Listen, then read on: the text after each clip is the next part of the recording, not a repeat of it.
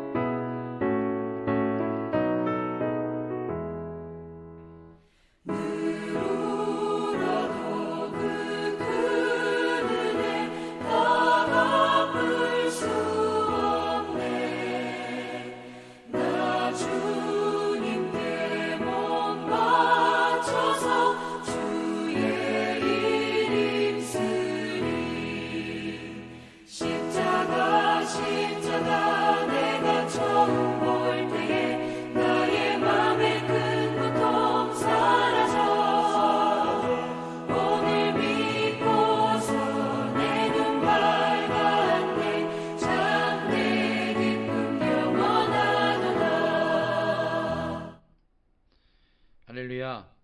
오늘 함께 나눌 말씀 찾도록 하겠습니다. 마가복음 1장입니다. 마가복음 1장 14절부터 20절 말씀. 마가복음 1장 14절부터 20절 말씀 봉독하여 드립니다. 요한이 잡힌 후 예수께서 갈릴리에 오셔서 하나님의 복음을 전파하여 이르시되 때가 찼고 하나님의 나라가 가까이 왔으니 회개하고 복음을 믿으라 하시더라. 갈릴리 해변으로 지나가시다가 시몬과 그 형제 안드레가 바다에 금을 던지는 것을 보시니 그들은 어부라. 예수께서 이르시되 나를 따라오라. 내가 너희로 사람을 낚는 어부가 되게 하리라 하시니 곧 그물을 버려두고 따르니라. 조금 더 가시다가 세베대의 아들 야고보와 그 형제 요한을 보시니 그들도 배에 있어 그물을 깁는데 곧 부르시니 그 아버지 세베대를 품꾼들과 함께 배에 버려두고 예수를 따라가니라. 아멘. 오늘 말씀 제목은요, 부르심에 응답해야 됩니다. 부르심에 응답해야 됩니다 라는 제목으로 하나님의 말씀을 나눌 건데요. 오늘 보면 예수님께서 이 제자를 찾으시는 장면이 나옵니다. 우리는 예수님의 제자이십니까? 저도 그렇고 여러분들도 예수님의 제자라고 말씀하실 수 있으신지요? 제자라면 그 증거는 무엇일까요? 예수님은 12명의 제자를 두셨어요. 일반적으로 제자가 다 스승을 찾아와서 예전에는 이제 스승님께 무엇을 배우기 위해선 제자들이 찾아갔겠죠. 그런데 특별하게도 제자가 스승을 찾아가서 자신을 제자로 써달라는 것이 아니라 오늘 예수님이 직접 갈릴리 해변을 다니시면서 제자를 부르셨습니다. 갈릴리 해변에서 먼저 시몬 베드로와 그의 동생 안드레가 그물질하는 것을 보시고 나를 따라오라 라고 하셨고, 이 부르심의 응답, 인생의 가장 큰 축복은 하나님께서 우리를 부르셨다는 거예요. 시몬과 안드레를 부르셨듯이 우리를 부르신 예수님께 감사하는 저와 여러분들이 되었으면 좋겠습니다. 그런데 중요한 것은 부르셨을 때에 응답하는 것입니다. 응답하는 것이 믿음이라는 것입니다. 시몬과 야고보가 예수님의 부름을 받았을 때 계속 고기를 잡을 것인지 아니면 예수를 따라갈 건지 고민했을 것입니다. 그들은 배를 내버려 두고 예수님을 따라 나섰습니다. 예수님을 만난 다음에 예수님에 대한 갈망, 영적 갈망, 스파크가 생겼기 때문에 예수님을 따라 나서게 된 것이지요. 누구를 만나느냐에 따라서 삶과 방향과 삶의 질이 바뀐다는 것을 여러분 기억하시기 바랍니다. 우리는 예수님을 만난 것이 너무나 감사한 일이에요. 잘못된 길, 사망의 길로 걸어갈 수밖에 없는 우리들이 주님을 만남으로써 생명의 길, 주님이 원하시는 길로 걸어가는 주님의 제자가 됐다는 것은 정말 감사하고 기쁜 일입니다. 제자들은요, 예수님을 만나 변화된 삶을 살게 되는 사람들이 바로 제자입니다. 예수님을 만약에 이 네 사람의 제자가 만나지 않았다면 평생 고기만 잡다가 생을 마감했을 거예요. 그런데 예수님을 만나 변화하니까 세상을 변화시키는 주역들이 되었습니다. 예수님을 만나면 인생이 변해요. 시몬은 그물을 버려두고 예수님을 따랐고, 야고보는 아버지와 품꾼 배를 버려두고 나섰습니다. 제자로 나선 이들은요, 생계수단이었던 모든 것들, 그리고 가족들을, 인간관계를 형성하는 모든 것을 다 내려놓고 주님을 따라갔어요.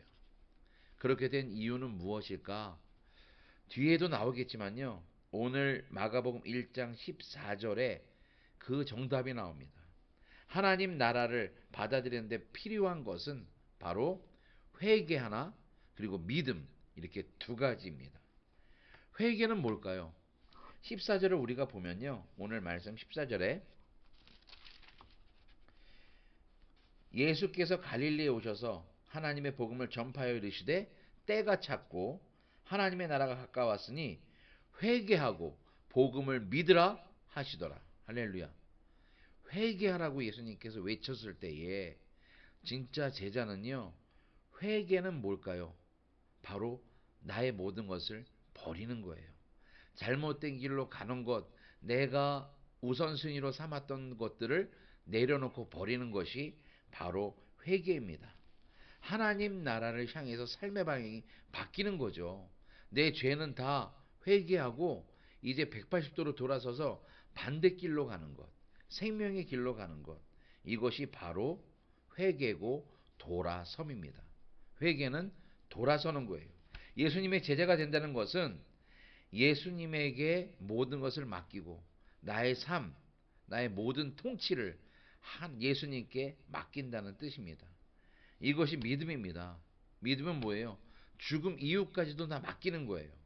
우리는 육신의 죽음이 있지만 그 뒤에 저 천국에 영원한 삶이 있다는 것을 믿지 않습니까?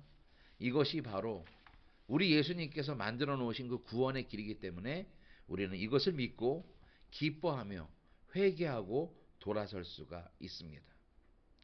오늘 이 제자들이요, 예수님 한 분에게만 순종함으로써 모든 것으로부터 자유로워졌습니다. 삶을 살기 위해서 치열하게 살았던 것들부터 자유로워지고요, 자신을 얽매고 있던 모든 것들로부터 자유로워졌습니다. 그리고 예수님을 깊이 의존할수록 그의 자유는 더 커졌습니다. 이것을 아는 사람은 나를 따르라라는 예수님의 말씀과 명령에 모든 것을 내려두고 따라갈 수 있는 거예요. 그런데 우리가 살아가면서 내려두지 못하고 주님을 따라가지 못한다면 우리는 한번 오늘 생각해 봤으면 좋겠어요. 결단했으면 버려야 할 것을 버리고 주님께로 나아가야 됩니다. 제자들이 운명을 예수님께 맡기고 걸어갔듯이 우리도 모든 것을 내려놓고 주님께로 걸어가야 될 줄로 믿습니다. 미국 목회자 카일 아이들먼이라는 목사님이요, 팬인가 제자인가라는 책이 있어요. 팬과 제자는 다른 것이 있습니다. 팬들은요, 그냥 메시지를 듣고 환호하고 소리만 지를 뿐이에요. 그런데 참 제자는 예수님께 열광하고 사랑하는 것으로 끝나는 것이 아니라 나를 따라오라, 십자가를 지라 할 때 그것을 지고 가는 것이 진정한 제자라는 것입니다. 우리는 과연 예배를 그냥 기뻐하고 하나님만 좋아하는 팬인지 아니면 진짜 제자인지 생각해보는 이 아침이 되었으면 좋겠습니다. 독일의 신학자 목사님 디트리히 본 회퍼 목사님이 있습니다. 그 목사님이 이런 말을 했어요. 그리스도 예수께서는 사람을 부르실 때 와서 생명을 다하라고 명하신다. 다시 말해서 내가 죽어야 사는 길이라는 거죠. 자신에 대해 죽는 것이 예수 안에서 사는 길이기 때문입니다. 내가 죽어야 사는 거예요. 내 자신의 자아의 욕심들, 내가 가지고 있는 모든 것들 내려놔야 내가 사는 길인 줄로 믿습니다. 사순절을 보내고 있는 지금 우리들, 오늘 말씀으로 우리에게 주시는 게 과연 주님의 제자로 주님을 따라갑니까? 십자가의 길을 바라보고 갑니까? 복음으로 인해서 내가 어떤 것을 내려놓았습니까? 생각해보는 이 아침이 되었으면 좋겠습니다. 우리 함께 기도하면서 오늘 하루를 문을 열기를 원합니다.